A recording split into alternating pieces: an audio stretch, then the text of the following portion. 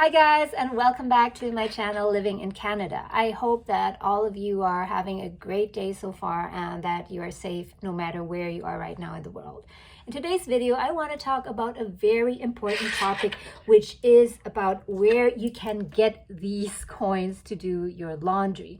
And I know that it might seem like such a small and insignificant problem, but believe me, if you are about to do your laundry using a coin-operated washing machine and you do not have enough of these, then it can really become a big pain.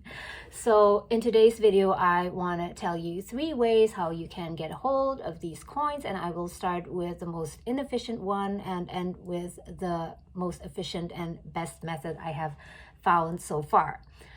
So getting a hold of these coins nowadays can be really difficult, and you might know yourself from your own experience.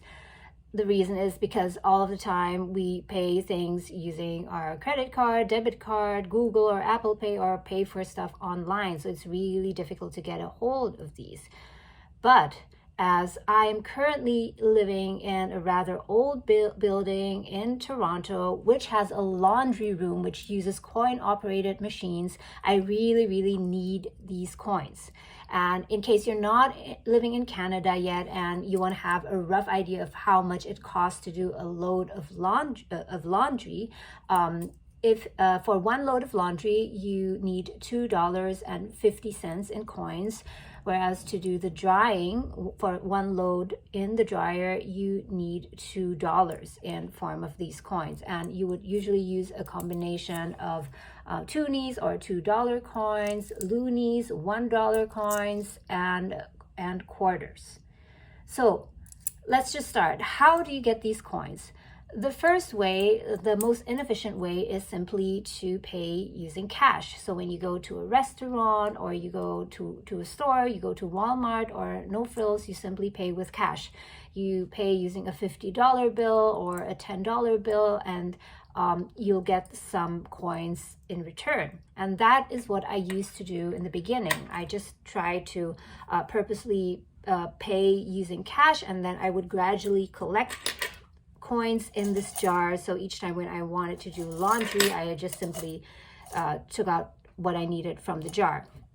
But the downside of using this method is, of course, that it can take a while to accumulate the coins you need, because you would likely be doing laundry every week, right? And also that most likely you will also be getting coins that you have that you don't need at all, dimes and nickels. Like, who in the world knows what to do with these, right? At the best, you might collect them and then bring them to a bank when you have enough and then exchange them for a bill. So the next best method that actually also works very well is to go and exchange dollar bills at a grocery store which transacts with a lot of cash. And those are usually smaller stores such as fruit and vegetable stores. So that is something that I used to do a lot. I would purchase something there because I guess they would not be very happy if you would just show up there and ask them to exchange coins, right? So I would buy something there, but at the end of my purchase, I would take out, for example, a $10 bill and ask them, is it possible to get some coins? $10, and I need let's say 5 toonies or some combination of coins, whatever coins you need. And in most cases they will do it. They will give you the coins. But of course the problem is that they might not always have enough coins. Sometimes they only have a few dollars left in their cashier, and they can't give you enough. And the other problem is also that sometimes it can become very inconvenient. If you're in a grocery store and there are a lot of people lining up behind you and they see that you've completed your purchase of your groceries, but then you're still hanging around trying to get coins from the cashier, some people can get very impatient, and it can become very inconvenient for other people. So based on my experience, sometimes it worked out, sometimes not. So it depends on the timing and whether there are a lot of people or not, and if the cashier has enough coins. So luckily I found a better solution to this. I've moved on from this method to the best method of all, which is to simply go to a bank.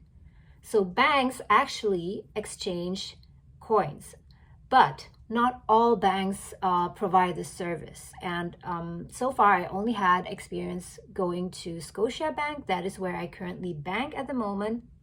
And perhaps I should do a dedicated video on that, reviewing my banking experience at Scotia Bank. And I recently, by the way, also opened a second account with Tangerine, which is an online account.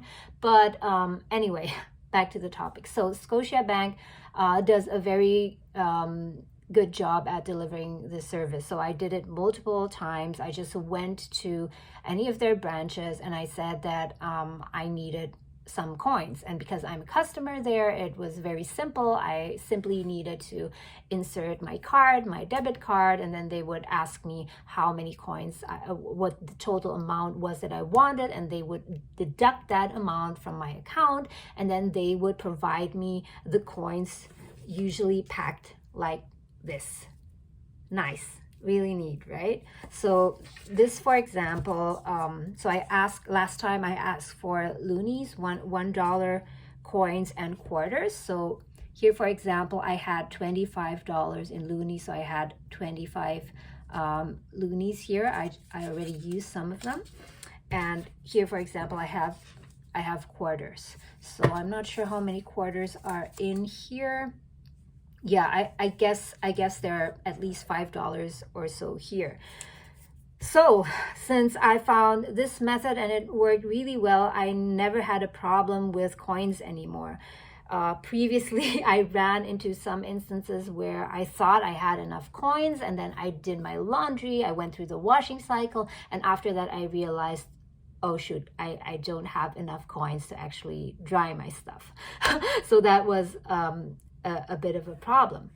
Yeah, so I really hope that this video was useful to you, that you can that you now know how you can get these coins to do your laundry. But before you go, I want to leave you with a very important message, which is that in case you don't know yet, I actually have another YouTube channel. It's called Multiple Careers, and it's a channel that talks about how you can build a fulfilling and meaningful career. So if you are currently in a job, in a career that you don't really like, and you want to change your career, do something else, do something that's more purposeful, you want to do work that you love, then that channel might really be for you, and you might want to check it out.